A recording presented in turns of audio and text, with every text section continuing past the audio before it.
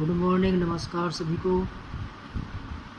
Last time आज हम जो पढ़ने जा रहे हैं वो पढ़ेंगे हम 12th क्लास केमिस्ट्री का यूनिट 5 सरफेस केमिस्ट्री को हम कंटिन्यू करेंगे। और जो लास्ट टाइम हमारा जो टॉपिक था वो था कि भाई क्लासिफिकेशन ऑफ सॉलिड और कोलॉइड्स। उसमें मैंने आपको बेसिकली ये बताया था कि भाई जो कोलॉइड्स हैं आपके, उनको हम कैसे क्लासीफाइड करेंगे, और वो आपके दो टाइप के होते हैं। और जो उसमें फर्स्ट टाइप थी वो मैंने आपसे डिस्कस कर ली थी कि भाई classification based on the physical state of disperse phase and dispersal medium. अब जो कोलॉइड्स हैं उनके अंदर जो उनकी फिजिकल स्टेट है डिस्पर्स फेज और डिस्पर्सल मीडियम, आपको पता है कि भाई डिस्पर्स फेज और डिस्पर्सल मीडियम कैसे काम करते हैं।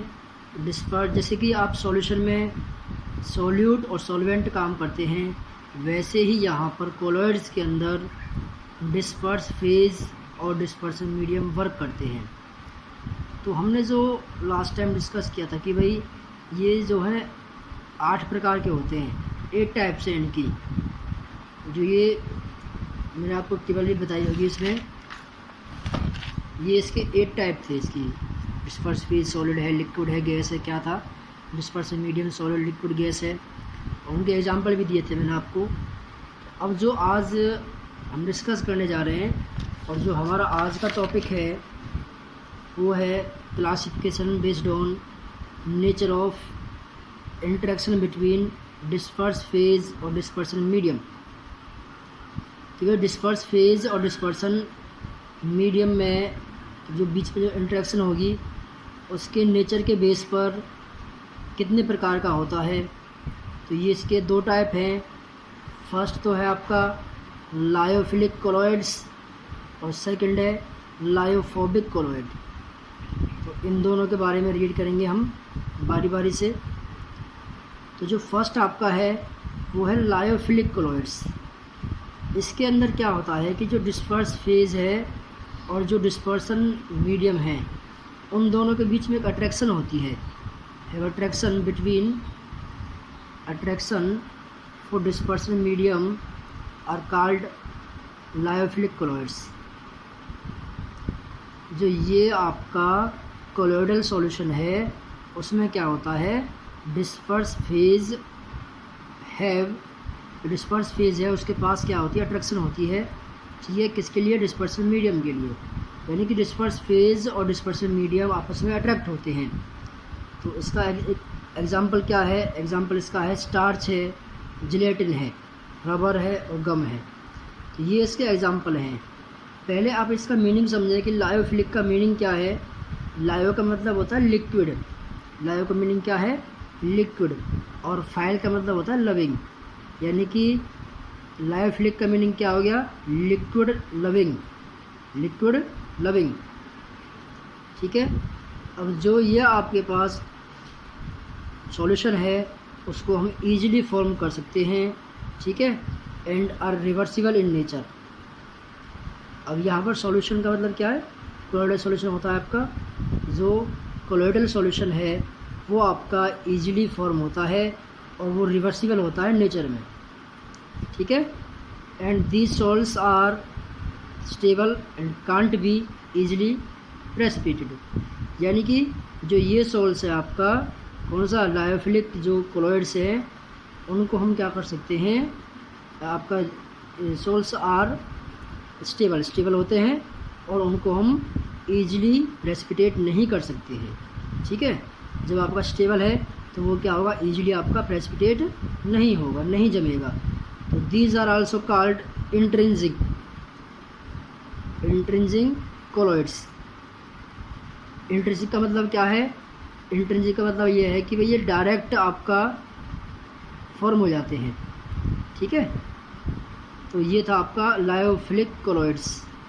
यानी कि जिस सॉल्यूशन के अंदर डिस्पर्स फेज और जो डिस्पर्सन मीडियम है उनके बीच में अट्रैक्शन होती है, तो उससे जो कोलॉइड्स बनेंगे उसे क्या बोलेंगे हम, लायोफिलिक कोलॉइड्स। ठीक है। अब मैंने आपको लास्ट टाइम बताया था कि भाई कोलॉइड्स है, ट्री सॉल्यूशन है, सस्पेंशन है, तीनों में पार्टिकल साइज़ का डिफरेंस होता है। उसी के बेस को देखते हुए ये हम फॉर्म करेंगे। तो अब क्या है कि भाई ये डायरेक्ट उससे बन जाएगा आपका मेथड से। अगर आपका water act as dispersion medium, अगर वाटर कैसे करता है, डिस्पर्सन मीडियम की तरफ वर्क करता है, तो अब जो इसमें सॉल्ट बनेगा, these colloidal salts are called hydrophilic colloids. तो उसे क्या बोलेंगे हम, हाइड्रोफिलिक कोलोइड्स। ठीक है, I hope you are understand. तो इसमें देखो लायोफिलिक जो कोलोइड्स है वो मैंने आपको क्लियर कर दिया है। एग्जाम्पल वो आपको ध्यान रखना है इसमें, स्टार्च, रबर और गम। अंडरस्टैंड। इसके बाद जो इसका सेकंड पार्ट है वो हम डिस्कस करते हैं। सेकंड पार्ट क्या है इसका, सेकंड पार्ट है इसका लायोफोबिक कोलोइड्स। क्या है, लायोफोबिक कोलोइड्स। तो इसमें क्या होता है कि जो पार्टिकल्स ऑफ जो डिस्पर्स फेज है और जो डिस्पर्सन मीडियम है उसके बीच में कोई अट्रैक्शन नहीं होती है, no attraction for dispersion medium. यानी कि जो डिस्पर्स फेज है उसके पास कोई अट्रैक्शन नहीं है डिस्पर्सन मीडियम के लिए। These are called lyophobic colloids. लायो का मीनिंग क्या होता है, लिक्विड, और फोबिक का मतलब होता है हीटिंग। तो यानी कि लायोफोबिक का मीनिंग क्या हो गया, लिक्विड हीटिंग। ठीक है, लिक्विड हीटिंग। वो क्या था, लिक्विड लिविंग, और ये क्या है, लिक्विड हीटिंग। और एग्जांपल आपको ध्यान रखना है कि मोस्टली मेटल्स जो होते हैं, सिल्वर है, गोल्ड है, आयरन हाइड्रोक्साइड है, एल्यूमिनियम हाइड्रोक्साइड है, और आर्सेनिक सल्फाइड है, AS2S3। ये इसके एग्जांपल हैं लायोफोबिक कोलोइड्स के। ठीक है बच्चे। अब इसमें कि these solutions are not easily formed. अब जो ये आपके सॉल्यूशंस हैं वो ईजिली फॉर्म नहीं होते हैं। और कैसे पता, रिवर्स हैं उसके। ये जो आपका लायोफिलिक था उसका रिवर्स है, आर नॉट ईजिली फॉर्म्ड। वो क्या थे आपके, ईजिली फॉर्म हो गए थे, बट ये ईजिली फॉर्म नहीं होते हैं। और कैसे होते हैं नेचर में, इरिवर्सिबल। और उसमें क्या था कि भाई उनको हम ईजिली प्रेसिपिटेट नहीं कर सकते, but these are readily precipitated. ठीक है, and are not stable. Stable नहीं है तो क्या होगा, वो ईजिली आपके प्रेसिपिटेट बन जाएंगे उसके जल्दी से। तो these salts are also called extrinsic colloids. तो उसे क्या बोल देते हैं हम, लायोफिलिक को इंट्रिंसिक, वैसे क्या बोलते हैं हम, एक्सट्रिंसिक कोलोइड्स। मीनिंग क्या है इसका, एक्सट्रिंसिक कोलोइड्स का, प्रिपेयर्ड बाय इनडायरेक्ट मेथड। किससे बनते हैं, इनडायरेक्ट मेथड से। ठीक है। अब इसमें क्या है कि भाई when water act as dispersion medium, तो जो इससे सॉल्ट्स बनेगा तो उसे क्या बोलेंगे हम, हाइड्रोफोबिक कोलोइड्स। उसे क्या बोला था हमने, हाइड्रोफिलिक कोलोइड। उसे क्या बोलेंगे हम, हाइड्रोफोबिक। अब जो इसमें पॉइंट्स आए हैं उन पॉइंटों को आप इसके डिफरेंस में भी कर सकते हो। तो दोनों ही क्या हैं, लायोफिलिक और जो लायोफोबिक कोलोइड्स है दोनों ही इम्पोर्टेंट हैं आपके। आपसे पूछ लिया एग्जामिनर कि भाई what do you mean by lyophilic colloids, तो लायोफिलिक कोलोइड्स आप बता पाओगे ईजिली। ठीक है। इसके बाद हम क्या करते हैं, हम इन दोनों में डिफरेंस रीड करेंगे, दोनों में क्या डिफरेंस है। तो इसमें डिफरेंस पढ़ेंगे लायोफिलिक और लायोफोबिक सॉल्ट्स के बीच में। तो जो लायोफिलिक आपके सॉल्ट्स हैं वो ये लायोफिलिक सॉल्ट्स है। तो इसमें क्या है, ये कैसे बनता है आपका, these are prepared by mixing disperse phase and dispersion medium. जब हम डिस्पर्स फेज और डिस्पर्सन मीडियम को ऐड करते हैं, मिलाते हैं, तो क्या बनता है आपका, लायोफिलिक सॉल्ट बनता है। ठीक है। और लायोफोबिक में क्या होगा, these are not prepared directly. ये क्या है कि भाई हम डिस्पर्स फेज और डिस्पर्सन मीडियम को मिला दें डायरेक्ट, तो उनसे नहीं बनेगा ये। ठीक है। सेकंड पॉइंट क्या है इसका, these are stable and not easily precipitated. यानी कि ये स्टेबल हैं, इसलिए क्या है, इसके प्रेसिपिटेट जो इसके पीपीटी हैं वो ईजिली नहीं बनेंगे। और इसमें क्या है कि दीज आर ईजिली प्रेसिपिटेटेड, इसमें कि जो इसके पीपीटी जल्दी से बन जाएंगे। कैसे बनेंगे वो भी, बाय एडिंग ऑफ इलेक्ट्रोलाइट। अब इसमें कोई भी हमको पोटासियम नाइट्रेट ऐसे जो सॉल्यूशन होते हैं जो वर्क करते हैं लाइक एज ए इलेक्ट्रोलाइट, तो वो इसमें हमको ऐड करने पड़ेंगे, तभी आपका ये बनेगा। नेक्स्ट ये भी आप रीड कर चुके हो इसमें, these are reversible in nature. ये कैसे होते हैं? रिवर्सिबल होते हैं नेचर में। ये कैसा होगा आपका? These are reversible in nature. तो बहुत ही इम्पोर्टेंट टॉपिक है आपका लायोफिलिक और लायोफोबिक सॉल्ट्स। ठीक है, एग्जाम्पल जो ध्यान रखने हैं आपको, रबर हो गया, स्टार्च हो गया, जिलेटिन हो गया, तो और गम हो गया, ये किसके एग्जाम्पल हैं? लायोफिलिक सॉल्ट्स के। और लायोफोबिक में कौन सा आते हैं? मोस्टली मेटल्स आते हैं आपके, silver, gold, iron, iron hydroxide, ऐसे। और फोर्थ पॉइंट क्या है इसका? These are formed by organic substance like gum, starch. जितने भी आपके ऑर्गेनिक सब्सटेंस हैं उससे बनते हैं ये, ठीक है, लाइक गम, स्टार्च से। और जो लायोफोबिक हैं वो किससे बनते हैं? These are usually formed by substance inorganic substance like metals. तो जो आपके इनऑर्गेनिक सब्सटेंस हैं उनसे ये बनाए जाते हैं लायोफोबिक सॉल्ट्स। ठीक है, नेक्स्ट आपका क्या है? These are highly hydrated. मतलब ये वाटर में जल्दी से आपके जो वाटर है उसको हाइड्रेट कर देते हैं। और ये they are not much hydrated, और ये इतना जल्दी से इसको हाइड्रेट नहीं कर पाते हैं वाटर। ठीक है, तो ये था इसका डिफरेंस। अगर डिफरेंस आए तो डिफरेंस कर देना है आपको। अगर सेपरेटली आए कि भाई डिफाइन करने के लिए आए तो what do you mean by lyophilic और लायोफोबिक कॉलॉइड्स, तो आप उनको ऐसे डिफाइन करोगे।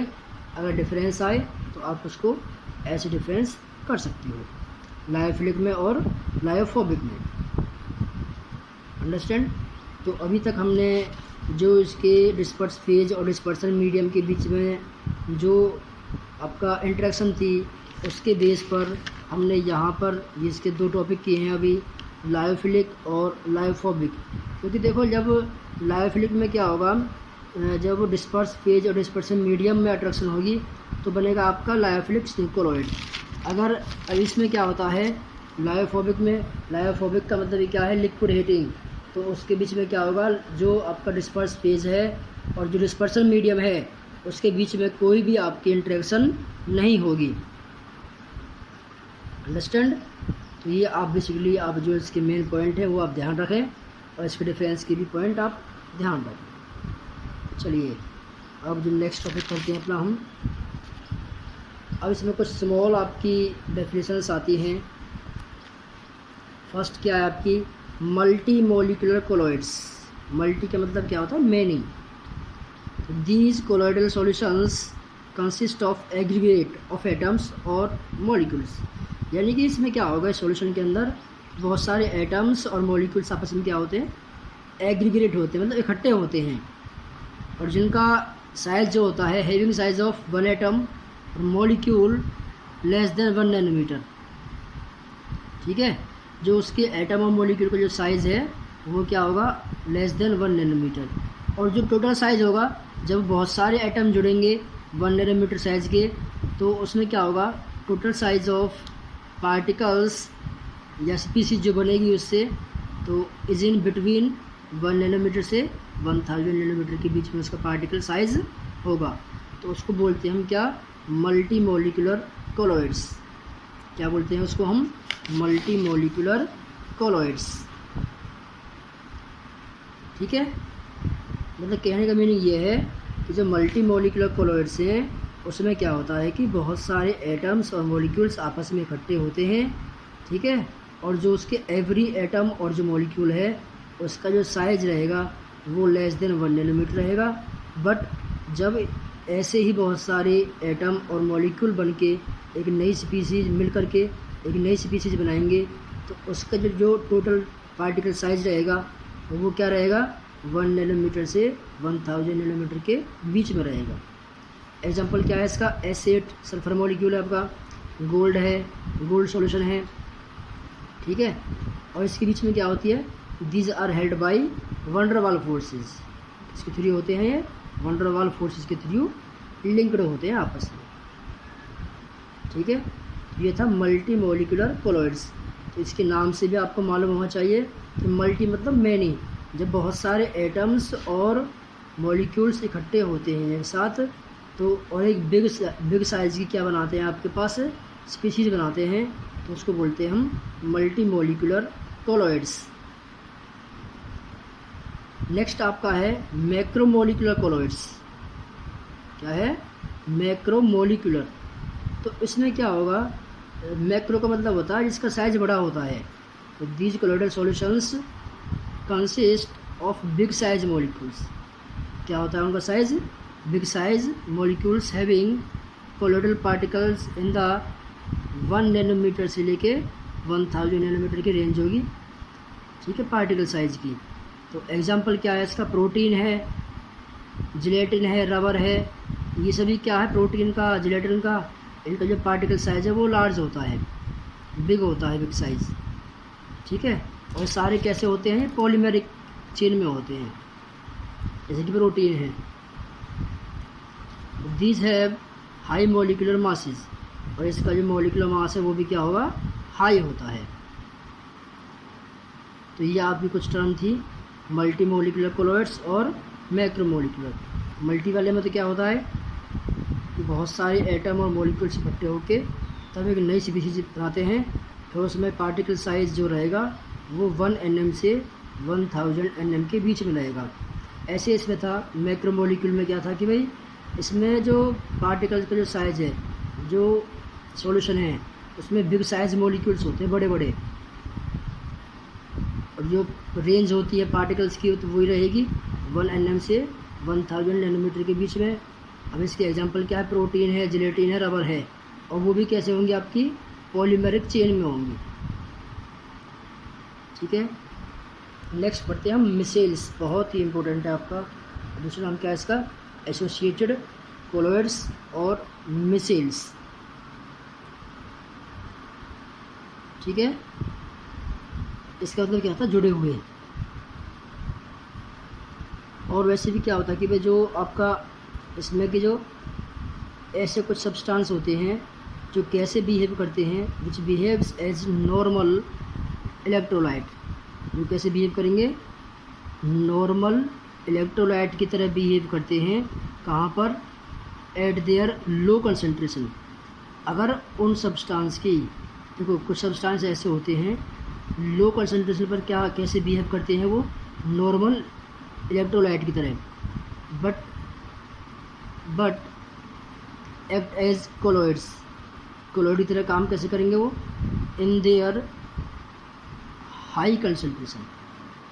तो यहाँ पर एक चीज़ आपको समझ में आ गई होगी कि जो लो कंसंट्रेशन पर कुछ सब्सटेंस कैसे बिहेव करते हैं, नॉर्मल क्या बनेगा?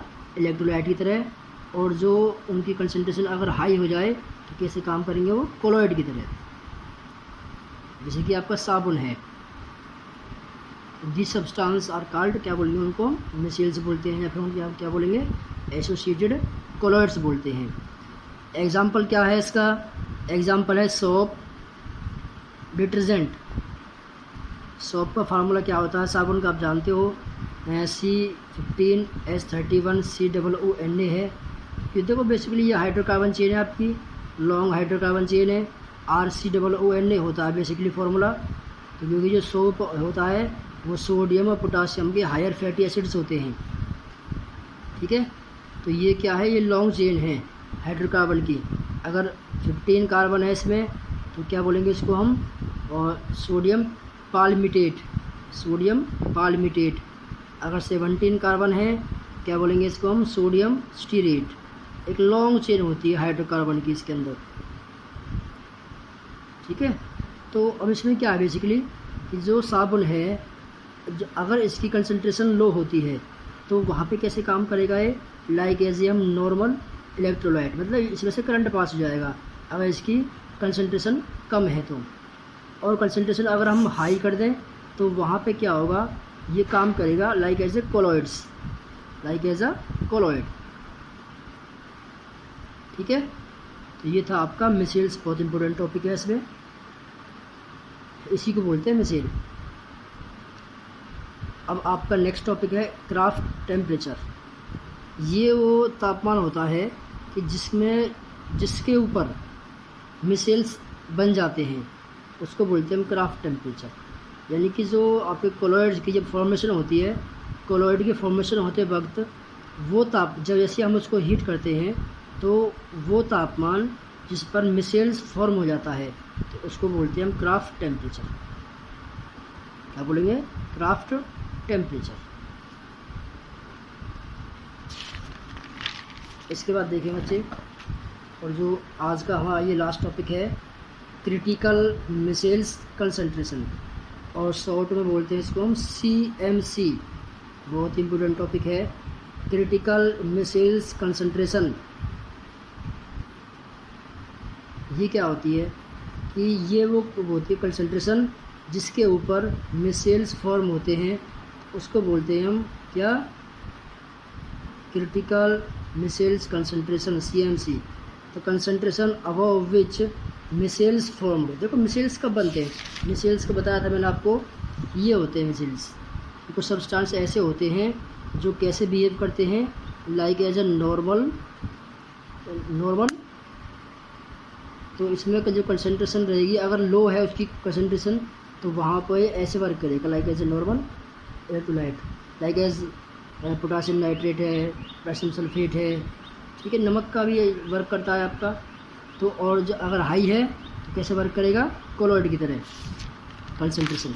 तो अब ये वो कंसंट्रेशन है, ये वो कंसंट्रेशन होती है जहाँ पर मिसाइल्स आपके बन जाता है, उसको बोलते हैं हम क्या? Critical missiles concentration. और जिस तापमान पर बनते हैं उसको बोलते हैं हम क्राफ्ट टेम्परेचर, ठीक है। अब इसमें क्या है कि जो CMC, जो साबुन की वैल्यू जो होती है साबुन के लिए, तो कंसंट्रेशन की वैल्यू होती है 10⁻⁻⁴ से लेके 10⁻⁻³ मोल पर लीटर। साबुन के लिए है, जो साबुन से बनते हैं मिसाइल्स। ये था आपका क्रिटिकल मिसाइल्स कंसंट्रेशन, यानी कि वो कंसंट्रेशन जिसके ऊपर मिसाइल्स बन जाते हैं, ठीक है, अबव विच मिसाइल्स फॉर्म्ड, उसको बोलते हैं हम क्रिटिकल मिसाइल्स कंसंट्रेशन। और साबुन के लिए कितनी होती है इसकी वैल्यू? 10⁻⁻⁴ से लेके 10⁻⁻³ के बीच में होती है मोल पर लीटर, ठीक है। अब देखो, अब ये हम कुछ पढ़ते आए हैं, ये पहले पढ़ा होगा हमने कि अगर solid in liquid colloidal solution है आपके पास, सॉलिड इन लिक्विड है तो उसको बोलते हैं हम सॉल्स। क्या बोलते हैं? सॉल्स। और अगर लिक्विड इन लिक्विड है तो उसको बोलते हैं हम, मतलब अगर डिस्पर्स फेज है आपका सॉलिड और डिस्पर्सन मीडियम क्या है आपका? लिक्विड, तो उसे क्या बोलेंगे हम? सॉल्स। अगर डिस्पर्सन मीडियम और डिस्पर्स फेज दोनों ही क्या है आपके? लिक्विड हैं, तो उसको बोलेंगे हम एमल्सन, ठीक है। अब आपका डिस्पर्स फेज अगर लिक्विड है और डिस्पर्सन मीडियम सॉलिड है तो उसको जेल बोलेंगे हम। क्या बोलेंगे? जेल। तो यही आपका आज के टॉपिक थे, तो इनको ही रीड करें। कोई डाउट तो आप पूछ सकते हो कमेंट करके। Okay, thank you, have a nice day.